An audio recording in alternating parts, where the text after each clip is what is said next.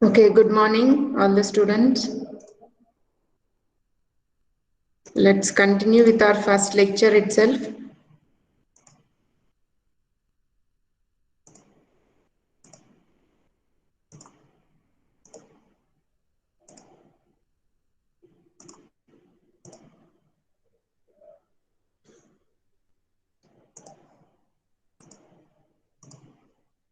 Okay, in the previous session,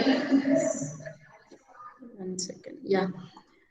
In the previous session, we started with lecture 1 under module 4 and we covered some concepts of fundamental probability. But as a continuation or to be strengthened on the basics, we'll just go through the concepts quickly once again before going to the next concept.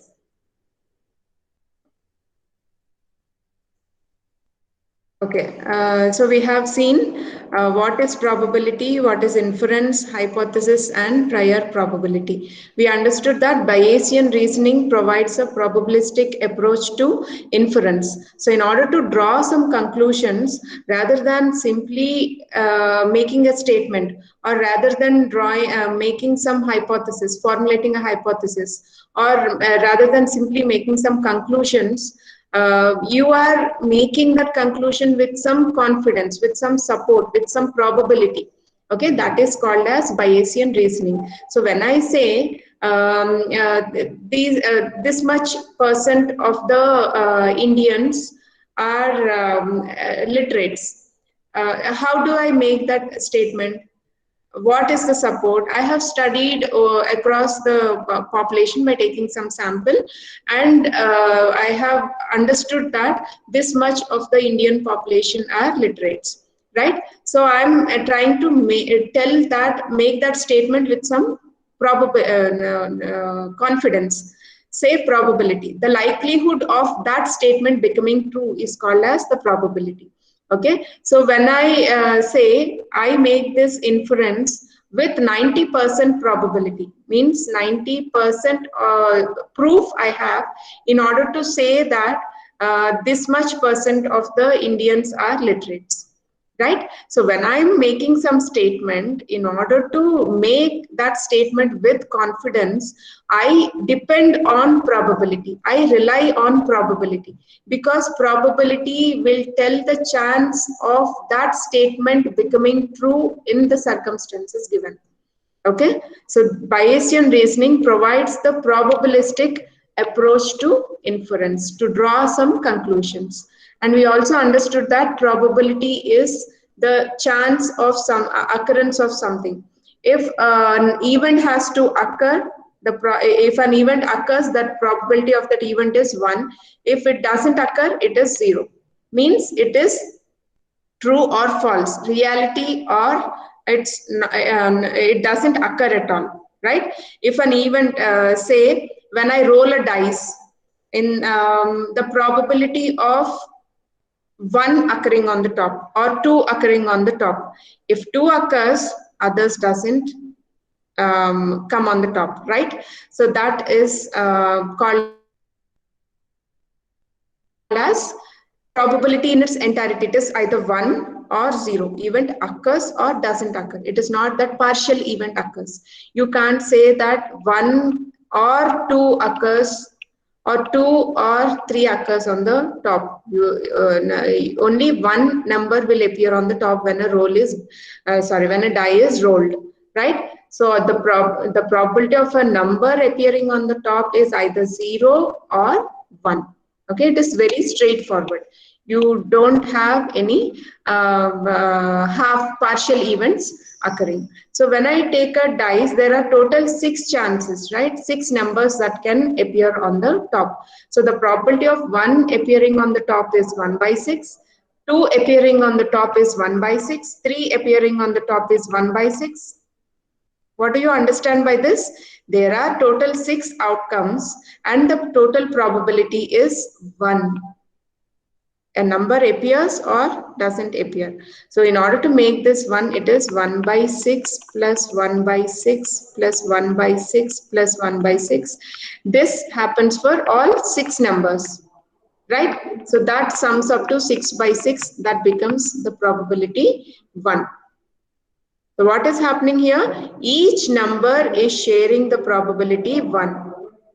That is why the probability of 1 appearing on the top is 1 by 6, 2 appearing on the top is 1 by 6, and so on. Right? So all these numbers have equal probability of appearing on the top when the die is rolled. So it is 1 by 6 plus 1 by 6 plus 1 by 6. Total, it counts to 1. It sums up to 1. Okay? So this is how you understand the probability. So if you want to tell this in the form of chance, you can just multiply it with 100. So what is the percentage of chance of a number appearing on the die? That can be calculated, okay? But that is not of our interest now. We are just focusing on probability. The probability can be calculated as the chance of a particular event happening, the likelihood of the event happening, whether yes or no, with what likelihood it may happen. Okay. So the likelihood of 1 appearing on the die is 1 by 6, 2 appearing on the die is 1 by 6, and so on. And inference is the conclusions we draw by observing some real world data. Okay, by observing some training examples. If we draw some conclusions, we call that as inference. Now, if you connect this inference with probability, then you are drawing that conclusions with some likelihood, with some support, with some confidence. Okay, and hypothesis is a statement you make. And prior probability is the data you have or knowledge you have about occurrence of something in that context. Say, as I gave you the example of number of patients recovering from the pandemic. Say, whenever some pandemic occurs in the history of mankind, then 70% of the people recover or 80% of the people recover. These are the facts that have been built by observing historical data. Okay, this is the prior probability of about the pandemic. Now, if I want to calculate what is the recovery rate with respect to COVID, then I can make use of this prior probability in calculating that. I'll show you how we use the prior probability in calculations of posterior probability or maximum a posteriori probability by using Bayes' theorem. Okay, and I have already given this introduction to you how Bayes' theorem or Bayesian reasoning provides the basis for learning algorithms that directly manipulate probabilities. Most of the algorithms we have seen so far doesn't use any probabilities. We have a hypothesis and we have that hypothesis to be consistent with the training examples. We always select, say, in Finder's algorithm or in candidate elimination algorithm or in ID3 algorithm or in backpropagation algorithm, wherever you take perceptron learning rule or delta rule. In all these algorithms, we are trying to find the hypothesis which fits the training examples in its entirety completely. It should be very consistent with the training examples. It should explain the behavior of the training examples. Only then we say that hypothesis is the most suitable hypothesis or the best solution for that given set of training examples. Okay, now in Bayesian reasoning, we have an added advantage. What is that advantage? We can say, we can select a hypothesis which is consistent with the training examples and find out its probability with how much strength we have that hypothesis. What is the likelihood of that hypothesis? Say you have 10 hypotheses. Among that, one hypothesis has 90% becoming true.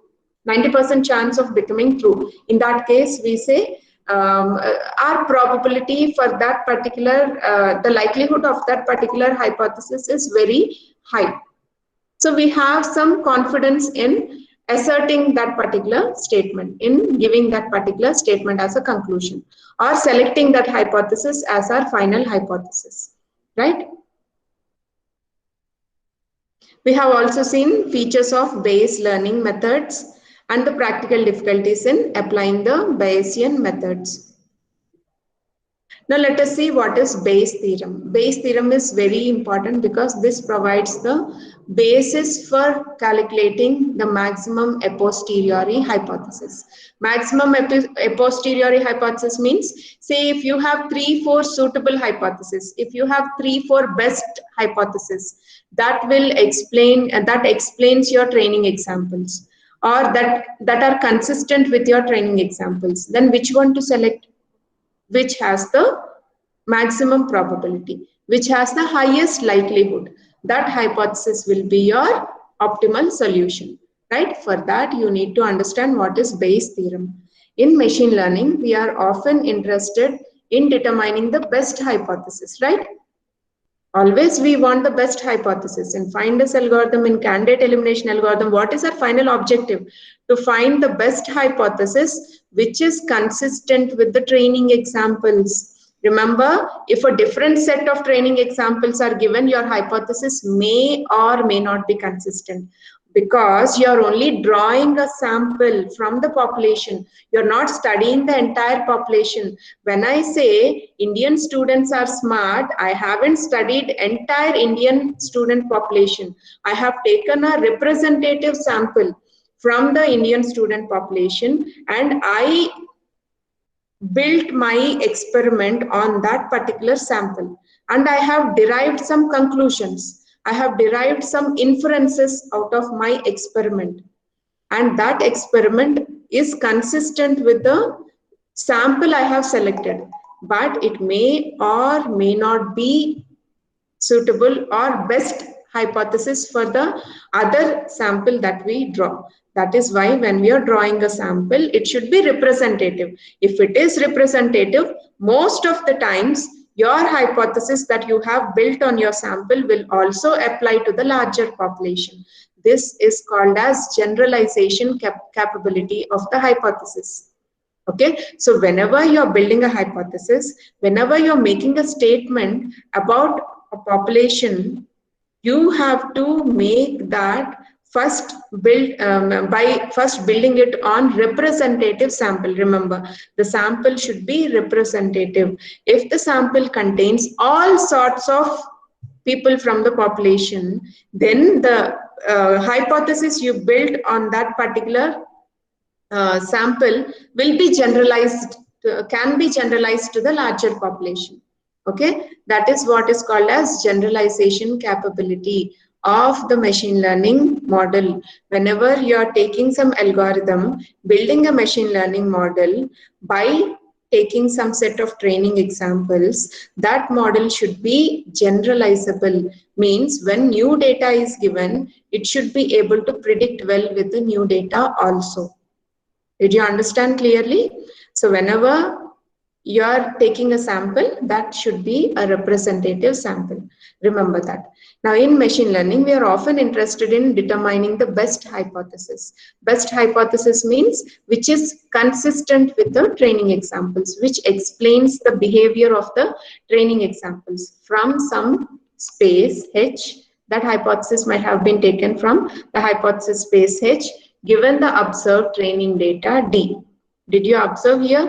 H taken from the hypothesis space capital H, given the observed training data D. Always we highlight this point. Given the observed training data D means this is the best hypothesis for this training examples given. Taken a different training examples, this may be the best hypothesis or may not be the best hypothesis. But your objective should be to build the hypothesis which can generalize to any set of training examples, which can generalize well to any set of training examples. Okay? Now, one way to specify what we mean by the best hypothesis is to say that we demand the most probable hypothesis. Most probable hypothesis means the likelihood of that hypothesis becoming true given the data D should be very high. It should be as much as 95%, 97%. In that case, we say that is the most probable hypothesis. It has most probability of becoming true. with the given training examples. Okay, that match is perfect. One way to specify what we mean by the best hypothesis is to say that we demand the most probable hypothesis. That is why I'm repeating this again and again. We demand the most probable hypothesis. Again, this tail is associated. Did you observe? Given the data D, we are not committing, we are not guaranteeing that this hypothesis is true for any type of training example. We are just promising up to some extent, that is, given the training examples D, this is the most probable hypothesis, plus any initial knowledge about the prior probabilities of the various hypotheses in H. Always it is better also to have prior probabilities of other hypotheses in the hypothesis space, which will actually improve the probability estimation of our most probable hypothesis. So if you don't have prior knowledge about the hypothesis, then the likelihood calculation is somewhat worse. But if you have prior probability details, then your probability calculation is much accurate. Got it? I'll show you how it can be done with an example. Bayes' theorem provides a way to calculate the probability of a hypothesis based on its prior probability. We calculate by taking the prior probability, any underlying expert knowledge, whether we can use that in calculating the posterior probability. Okay, that is why when we are taking the prior probability, it is always better to take it from the domain experts, so that we'll get a better measure about this prior probability, which would assist in helping us to which would assist in calculating the posterior probability. The Bayes theorem provides a way to calculate the probabilities of observing various data given the hypothesis. For the given hypothesis, what is the probability of observing various data? That also can be calculated, and the observed data itself. We have also seen what are these notations: P of H, P of D given H, and P of H given D. P of H is the initial probability that hypothesis H holds before we have observed the training data. Training data is not yet given, but we have the probability of that statement.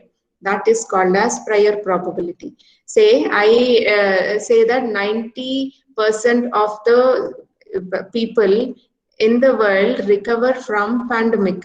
When I say that, that is the prior probability. Still, no data is given about the COVID patients, but only data about overall pandemic in the previous years is available. Okay, and that is derived by expert knowledge. Maybe people in the healthcare or scientists in the healthcare domain, they have made this particular statement or created this fact that 90% of the world population can recover from a pandemic as monitored in the previous pandemic cases. Okay, so that is called as prior probability. P of H is called as the initial probability that hypothesis H holds becoming true before we have observed the training data. Still training data is not available. That is called as the prior probability. If we have no such prior knowledge, then we might simply assign the same prior probability to each candidate hypothesis. Say the expert knowledge and expert suggestions are not available. Expert knowledge or subject matter expert are not available for us. In that case, say if you have 5 hypotheses in the hypothesis space, then all those 5 will share the probability equally. Means it becomes 1 by 5, 1 by 5, 1 by 5, 1 by 5, and 1 by 5. So that it sums up to 1. The entire hypothesis space probability is 1. Okay. Now what is P of D? The prior probability that training data D will be observed. In this case, no hypothesis is given, but the probability of the training data being observed. is given. That is called as P of D. Now, what is P of D given H? The probability of observing data D given some world in which hypothesis H holds. Okay, this will be made more clear with the example. The probability of observing data D given in some world hypothesis H holds. Okay, so what is the probability of observing these symptoms given some statement is made about the patients? Okay, that is PD, probability of D given H. Now, what is probability of H given D? The probability that H holds given the observed training data D means the consistency of your hypothesis with the training examples D. That is called as the posterior probability of H. This is very important. This is what we are going to calculate. What is the probability of hypothesis H becoming true given the set of training examples? What is the probability of H being consistent with the training examples given, that is D? That you have to calculate. That will give you what is the most probable hypothesis in your hypothesis space, and that is your final conclusion that you make. That is the inference that you draw from the experiment with some likelihood. That likelihood is the probability that is calculated, and that is posterior probability, and that is represented by P of H given D. P of a probability of observing the hypothesis in consistency with the training examples D. Okay.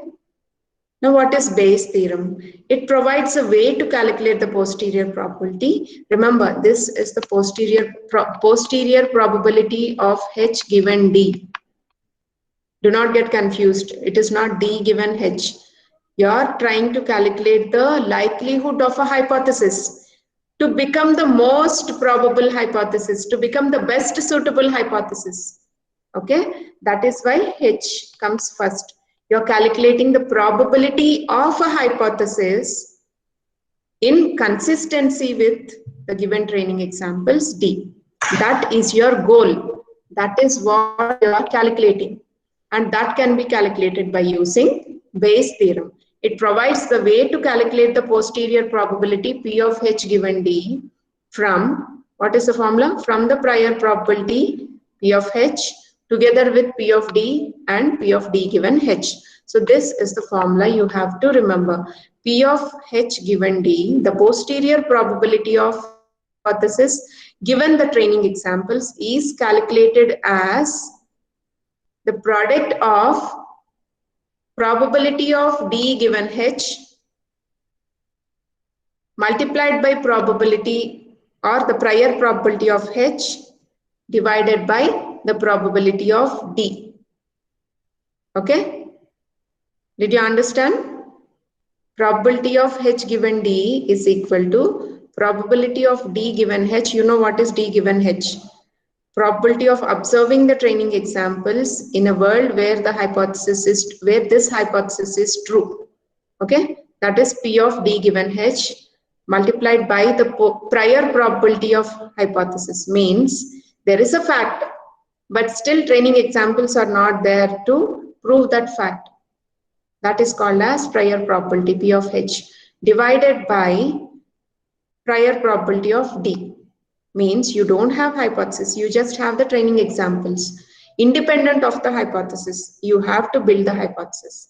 That is prior probability of D. You have the training examples, observed training examples, but still hypothesis is not available to you. That is called prior probability of D.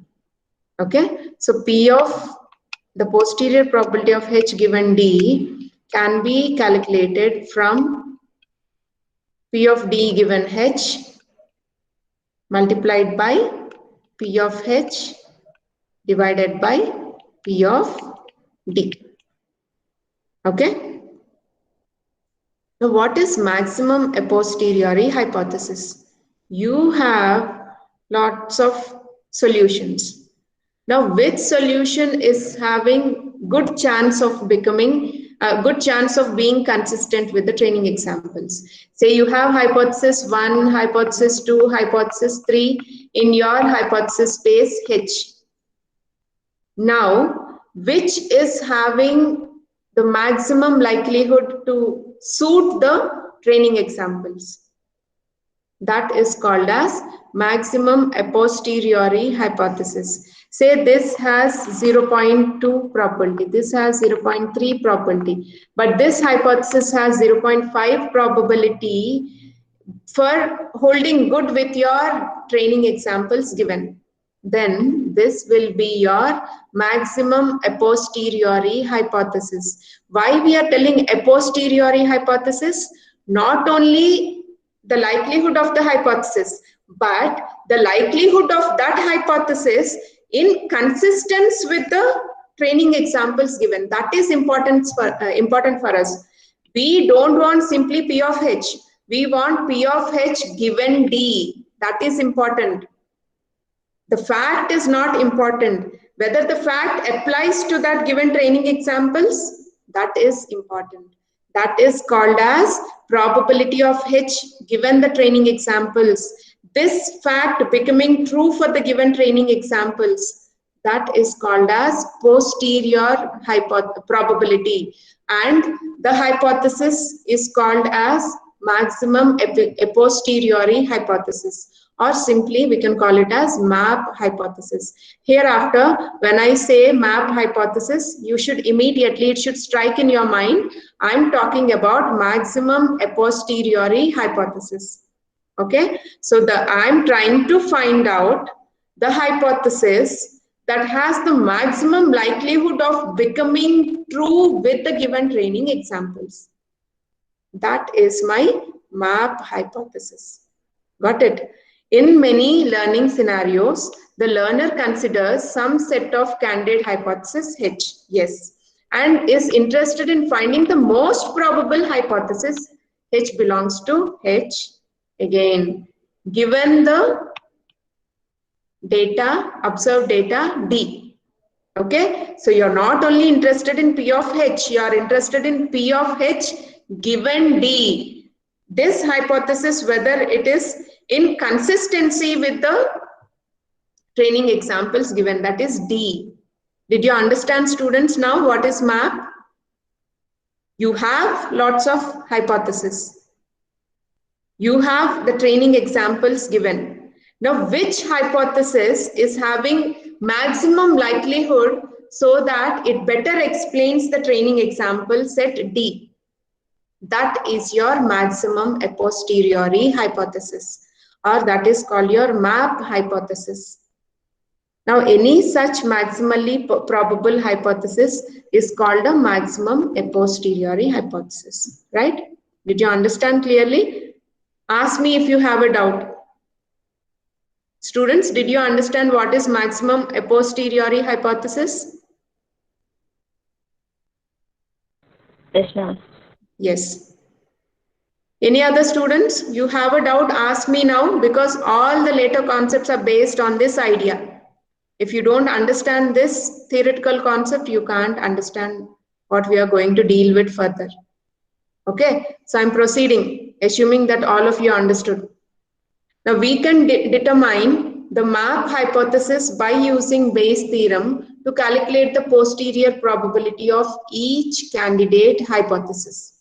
Okay, now we have some set of hypotheses in hypothesis space, but we don't know what is their posterior probability. Now, how do you calculate that? The maximum a posteriori hypothesis is nothing but the argmax of P of H of D. What is this? P of H given D is called your posterior probability. Now, you are interested in the maximum hypothesis, maximum likelihood of the hypothesis. You calculate this posterior probability for P of H1 given D, P of H2 given D, and P of H3 given D, right? But do you prefer all the hypotheses? You find out the hypothesis that is having the maximum probability. of being true with the given training examples, right? That is why we are using this argmax. You are interested only in the maximum likelihood hypothesis, the hypothesis that is having the highest probability. That is your most probable hypothesis. That is why you are using argmax for all hypotheses that belongs to H. That is what we have given here. H belongs to H. What maximum you want to find out of the posterior probability. Of all the posterior probabilities, you want the maximum posterior probability, and that gives you the maximum a posteriori hypothesis, which is the most probable hypothesis for the given training examples D. Got it? Now substitute from your base theorem. You have P of H given D as P of D given H multiplied by P of H divided by P of D. You just substituted the base theorem equation here. For the posterior probability P of H given D, you are substituting right hand side of the base theorem. Did you understand? Then you can simply neglect the denominator P of D. Why? Can you tell me why, students? You are omitting this term, probability of observing the probability of the observed training examples, because that is not related to the hypothesis still. It is just the prior probability of the observed training examples. You still have no effect of H on this D. That is why you are omitting that from the denominator. And finally, you have argmax P of D given H multiplied by P of H. Now, in some cases, we'll assume that every hypothesis in H is equally probable a priori. A priori means beforehand, when you don't have knowledge about the prior probabilities. In that case, you assign equal probability to all the hypotheses in the hypothesis space. Say I have 3 hypotheses in my hypothesis space H. In that case, I assign 1 by 3, 1 by 3 and 1 by 3 to all the hypotheses until I get some knowledge about the posterior probability. Okay, so if I have domain knowledge, I can give some prior probability. But if I don't have domain knowledge, then I can assign equal probability to start right away. Got it? That is what is represented here. Now we can further simplify the above equation as, now we also understood that P of H is a constant when you don't have idea about the prior probability. It is constant throughout. Say if I have 3 hypotheses, I said my probability assigned is 1 by 3, 1 by 3 and 1 by 3. Is it varying? No, it is a constant. So I'm not interested in the constant. I'm just interested only in the hypothesis which is having effect on the training examples. That is why I am removing this term also. So my final maximum likelihood hypothesis is argmax H belongs to H, P of D given H. It has become simple thing now. What we understood? The maximum likelihood hypothesis is nothing but the probability of observing the training examples D given the hypothesis, given a statement that we have made. Okay. So that is your maximum likelihood hypothesis. In this, P of D given H is often called the likelihood of the data D given the hypothesis H, and any hypothesis that maximizes P of D given H is called the maximum likelihood hypothesis. That is represented by HML. Did you understand how HMAP has been transformed into HML? Both are same, but we are just omitting all the constant values and finally deriving this term. Okay. Now let us see very interesting example. Consider a medical diagnosis problem in which there are 2 alternative hypotheses. Okay, what are those two alternative hypotheses? That the patient has a particular form of cancer, that is one hypothesis, and the patient does not have cancer, that is another hypothesis.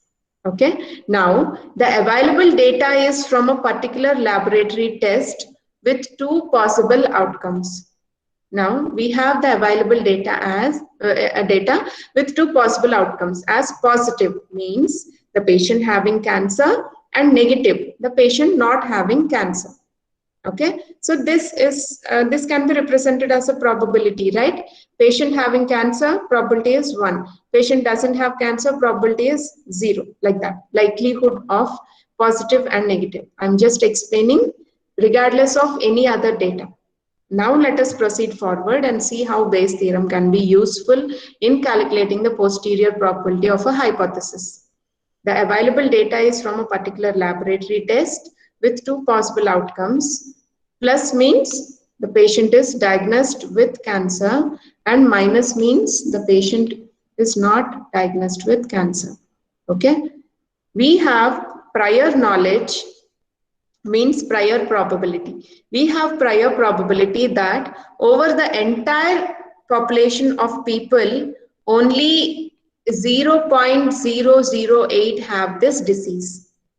This is a fact that has been built through some experiment. Okay, it indicates that 8 out of 1000 population, 8 out of 1000 over the entire population have this disease. Okay, we generally say that, right? Say if you take 1 out of 5 students are having high IQ in India, or 5 out of 10 students are having high IQ in India, means that is a fact that have been built, that is a hypothesis that have been made by doing some other experiment. This is the prior knowledge being given, which can serve us in our current context to calculate the posterior probability. So what is the prior probability that is given here? 8 out of 1000 population, out of the entire population, 8 out of 1000 people have this disease. Okay, that is a statement that is made. That is called as the prior probability, prior knowledge about that particular disease. Okay, now furthermore, the lab test is only an imperfect indicator of the disease. Lab test is not 100% true, may not be 100% true. It is an imperfect indicator of the disease. Okay, now how do you say that a patient diagnosed as positive, whether he is really having cancer or not?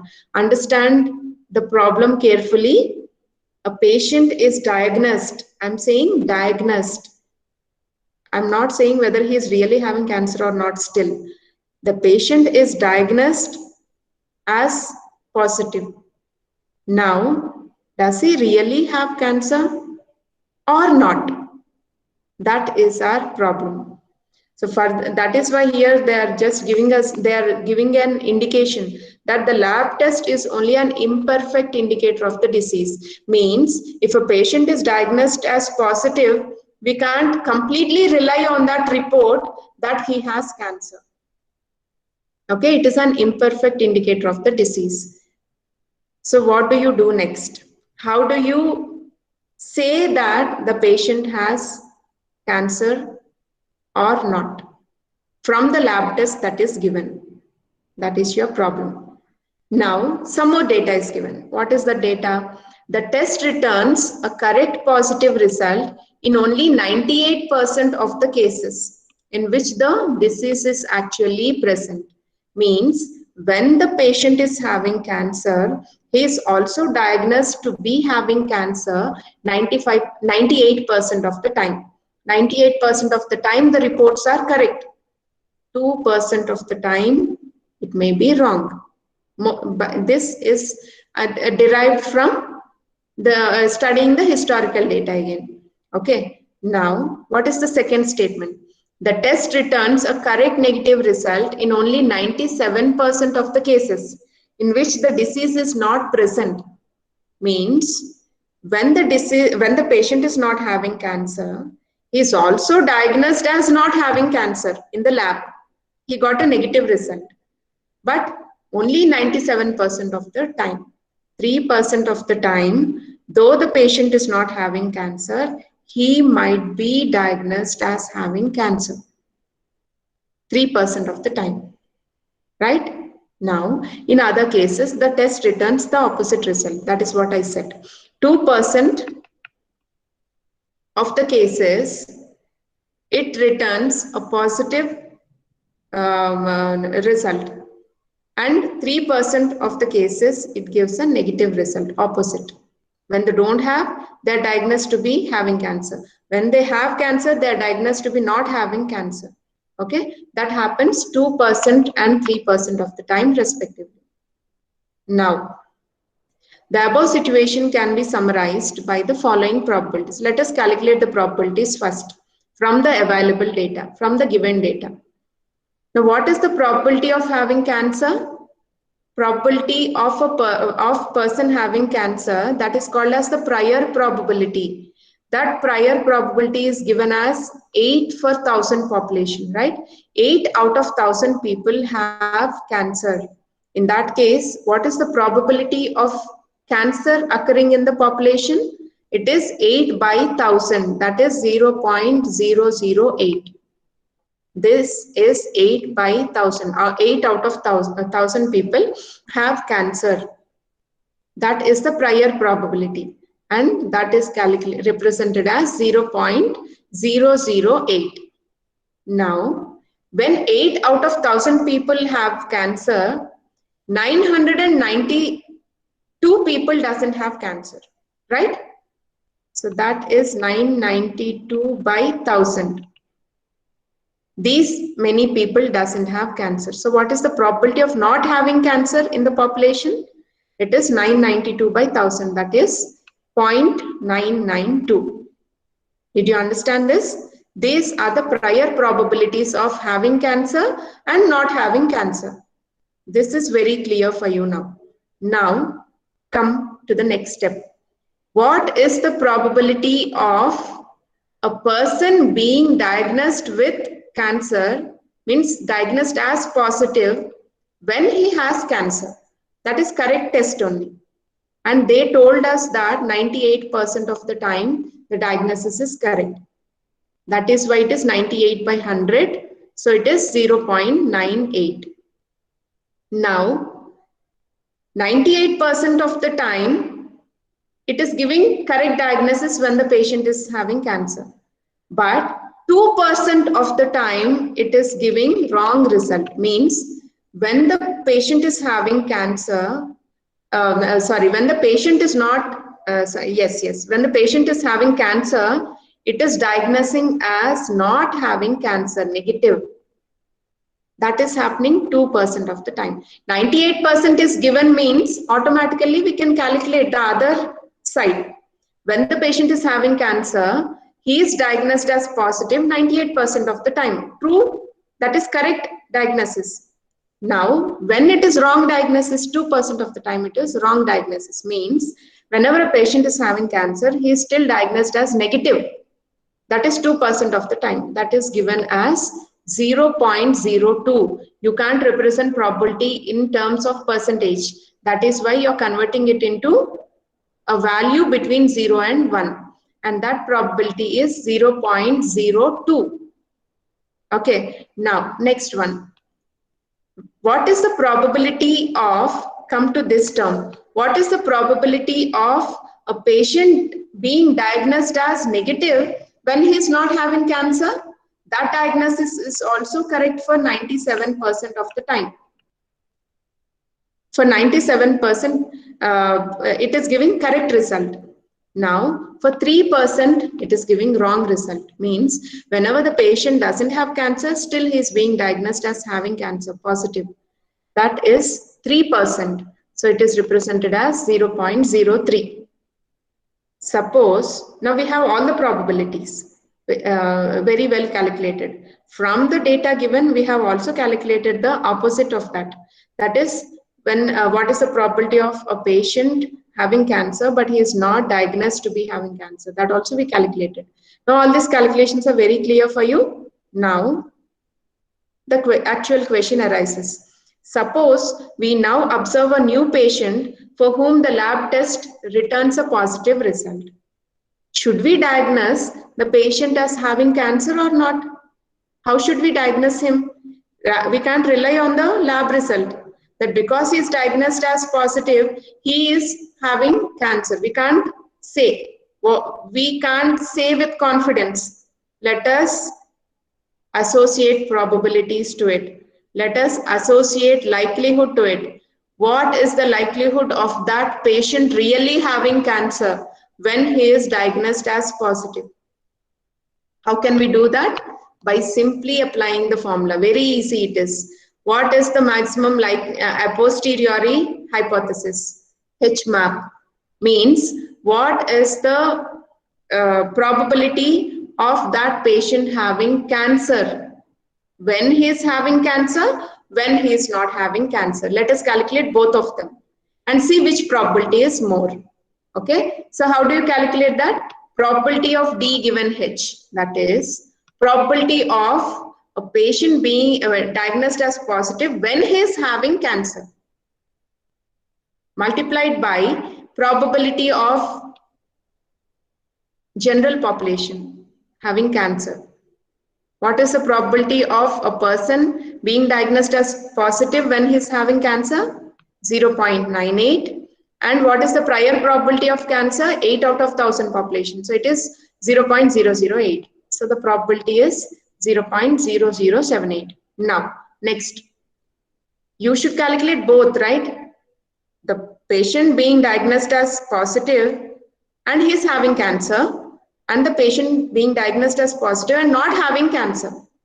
Okay, so next one is the patient diagnosed as positive but he is actually not having cancer, multiplied by the prior probability of not having cancer. That is your formula, right? That is what you are calculating. So the patient being diagnosed positive when he is not having cancer, wrong diagnosis, 3% of the time. That is 0.03. And what is the prior probability of not having cancer in the larger population? 992 out of 1000 people doesn't have cancer. So it is 0.992. What is the final probability that is calculated? 0.0298. Now students, tell me what is your inference? Whether the patient have cancer or doesn't have cancer. The lab result is he is diagnosed as positive, but after you calculated your maximum a posteriori hypothesis, whether he is having cancer or not, where is the probability higher here? This case or this case? Speak out, students. It's time for your next class. What do you infer from this calculation? This probability is the patient diagnosed as positive when he is having cancer. This calculation is the patient diagnosed as positive when he is not having cancer. Which probability is high?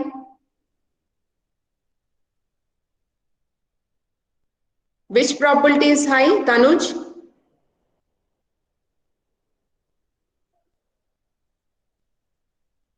Anusha? Surya, are you there?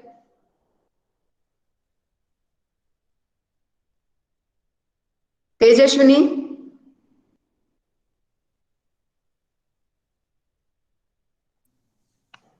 Can't you see which probability is high here? Yes, ma'am. Lab Yes? test, ma'am.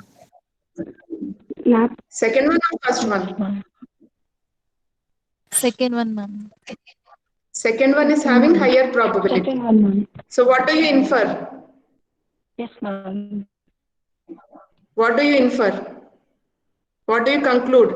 Whether the patient has cancer or doesn't have cancer? Doesn't have cancer. Very good. He doesn't have cancer Doesn't have because cancer. this is the probability. I'm repeating again. This is the probability that the patient is diagnosed as positive when he's having cancer. This is the probability that the patient is diagnosed as positive when he is not having cancer. This probability is high. What is your maximum a posteriori probability?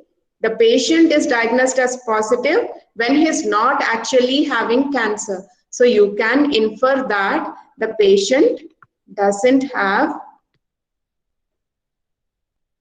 cancer. Did you understand clearly? Important calculation. So in your next class, we'll see what is Bayes' theorem and how it is associated with concept learning. Now, can you quickly answer these questions before you join your next class? What is P of D given H?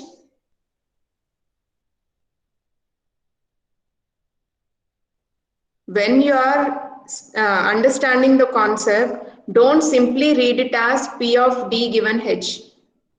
Read it as probability of observing the training examples given a hypothesis H is true. Means you have the data about H. Now, what is the probability of observing the training examples in compliance, in consistency with this hypothesis? Whether this training data is suiting with this hypothesis that has been made. That is called as probability of D given H. Probability of observing the training examples D given a hypothesis is true. That is how you have to read this. Okay, do not get confused between H given D and D given H. If you read when you are understanding the concept, it will be very clear for you. Read it. Do not simply say D given H. Probability of observing the training examples D given hypothesis H is true. Now, what is the next one? In the same way, can you repeat the second term? Students? Ajay? Yes. Probability of phase H with given training example D. Probability of hypothesis, Okay. right? Hypothesis. Probability of hypothesis H given the training examples D. Correct. Probability of hypothesis being true in consistency with training examples D. In that way also you can say. Good, Umehani. Then example for prior probability. Any example can you give? Mortgage case, ma'am. How do you give a statement there? It is the default by 2%. Default? Default, ma'am. Okay. Yeah, it may be considered like that.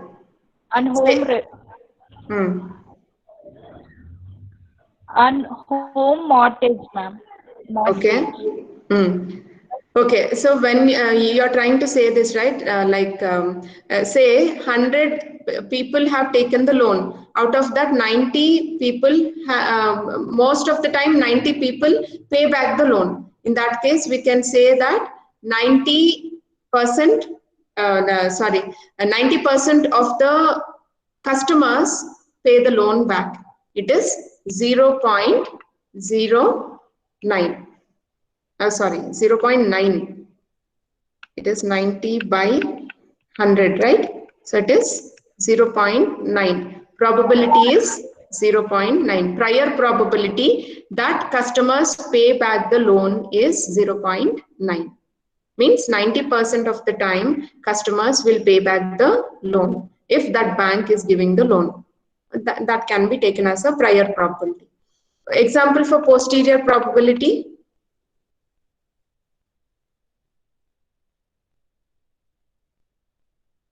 For instance, there are 50% girls in a class and 50% boys in a class.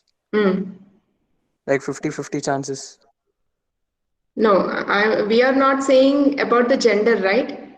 The features among them. We are not categorizing what is the problem at hand is not categorizing them with respect to their gender. We are trying to say that how many of the students perform well. In that case, we are not bothered about the gender. We say 80% of the students. Again, if you want to say only boys' performance in the class, then you take 50% of the boys as your 100% population. Then you're not bothered about girls. Or you take 50% of the girl population as your 100% sample. Did you understand what I'm talking about? Say your Yes, ma'am. class has 100 students. Now in that you have 50 girls and 50 boys. Now, when we are studying about the overall performance of the students, I can say 95% of the students are performing well. But my question is, how many of the girls are performing well? In that case, I take only girls sample. In that case, this girls 50 will become my 100% population. Now, among them, say 40 are performing well. So 40 by 50 into 100. That means 80% of the girl students are performing well. Means 0.8 likelihood of girls performing well. Did you understand? Yes, ma'am. Okay.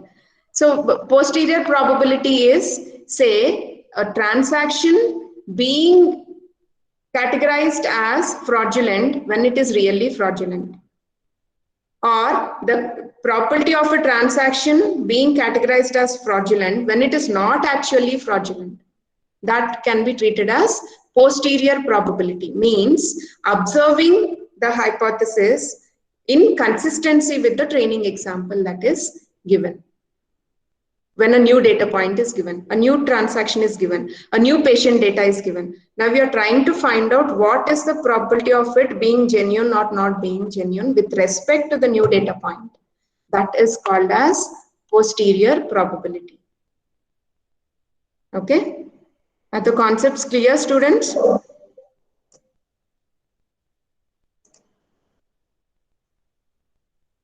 Okay, you can join for your next class. Bye.